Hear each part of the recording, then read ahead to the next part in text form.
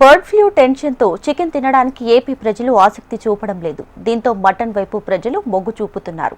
అప్పటికే భారమైన మటన్ ధరలు బర్డ్ ఫ్లూ దెబ్బతో అమాంతం పెరిగిపోయాయి. దీనిపై మరింత సమాచారం విజయనగరం నుంచి మా ప్రతినిధి శ్రీధర్ అందిస్తారు.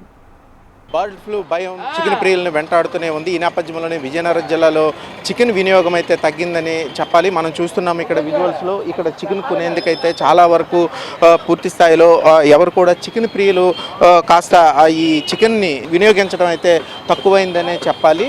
అయితే ఇక్కడ పక్కనే ఉన్నటువంటి మటన్ షాప్లో కూడా చాలా వరకు కొనేందుకైతే కస్టమర్స్ అయితే వస్తున్నటువంటి పరిస్థితి మనం చూస్తున్నాము. ఇక్కడ చికెన్ కూడా ఎందుకు అసలు తక్కువ వినియోగిస్తున్నారు ఏంటి అడిగి తెలుసుకునే ప్రయత్నం అయితే చేద్దాం. ఈ బర్డ్ ఫ్లూ భయంతో చాలా వరకు చికెన్ అయితే వినియోగం తగ్గింది. అసలు దీనిపై మీరు ఏమంటారు ఏంటి సార్?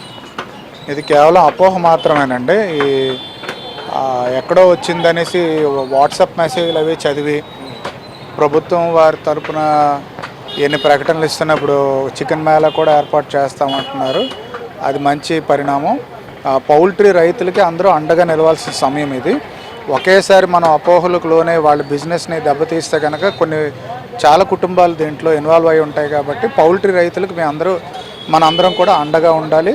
ఎటువంటి అపోహలు నమ్మక్కర్లేదు. నేను కూడా ఇప్పుడు చికెనే తీసుకుంటున్నాను. మనం చూస్తున్నాము ఇక్కడ ఏదైతే ఉందో చికెన్ కాస్త వినియోగం తగ్గడంతో చికెన్ షాపులు అయితే వెలవెలబోతున్నటువంటి పరిస్థితి. మన వైపు మటన్ వినియోగం ఎక్కువ, మాంసం ప్రియుల మటన్ వినియోగం అయితే ఎక్కువ అధికంగా ఉండడంతో ధరలు కూడా పెరుగుతున్నాయని చెప్పేసి ఇక్కడ కస్టమర్స్ అయితే అంటున్నారు. మనం చూస్తున్నాము ఇక్కడ మటన్ కొనేందుకైతే పూర్తి స్థాయిలో మాంసాహార ప్రియులు అయితే వచ్చారు. సార్ చెప్పండి, అసలు ఈ బర్డ్ ఫ్లూ రావడంతో చికెన్ ప్రియులైతే చాలా వరకు మటన్ వైపు మళ్ళారు. దీంతో మటన్ ధరలు కూడా అమాంతంగా పెరిగాయని చెప్పేసి అంటున్నారు. మీరేమంటారు దీనిపైన? అవునండి, మటన్ రేట్లు అనేది మటన్ రేట్లు అనేది బాగా పెరగడం జరిగింది.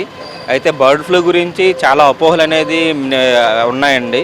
అయితే ఎవరైతే బర్డ్ ఫ్లూ గురించి ప్రచారం చేస్తున్నారో కొంచెం సమాచారంతో వాళ్ళందరూ గమనించాల్సిన విషయం ఏంటంటే, ఈరోజు భారతదేశంలోనున్న మన పెరుగుతున్న జనాభాకు కావలసిన ప్రోటీన్ అనేది కేవలం పౌల్ట్రీ నుంచే వస్తుందండి.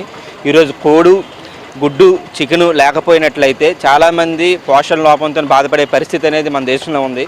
అదేవిధంగా పౌల్ట్రీ అనేది ఏంటంటే భారతదేశంలో సంస్థాగతంగా పాతుకుపోయిన చాలా పెద్ద వ్యవస్థ అండి. దీనిలో కొన్ని లక్షల మంది పౌల్ట్రీ రైతులు అనేవాళ్ళు ఇన్వాల్వ్ అయ్యి ఉన్నారు. పౌల్ట్రీ పరిశ్రమ బాగుంటే కేవలం పౌల్ట్రీ రైతులే కాదండి, వ్యవసాయదారులు కూడా చాలా బాగుంటారు. ఎందుకంటే ఈరోజు మనం పౌల్ట్రీకి ఇచ్చే దానాలు 50 నుంచి 60% వరకు మొక్కజొన్న, సోయాబీన్ ఇవ్వడం జరుగుతుంది. సో కోళ్ళ పరిశ్రమ బాగుంటే మొక్కజొన్న బాగుంటుంది. అదేవిధంగా బర్డ్ ఫ్లూ అనేది మనుషులకు వచ్చే అవకాశం అనేది చాలా తక్కువండి. గుడ్డు, చికెన్ తిని మనం న్యూట్రిషన్ పరంగా ఉన్నతంగా ఉంటే మన ఇమ్యూనిటీ పెరుగుతుంది. కాబట్టి దయచేసి వదంతులు నమ్మకుండా స్వేచ్ఛగా చికెన్, ఎగ్ తీసుకోవాల్సిందిగా వినయం చేసుకున్నాను.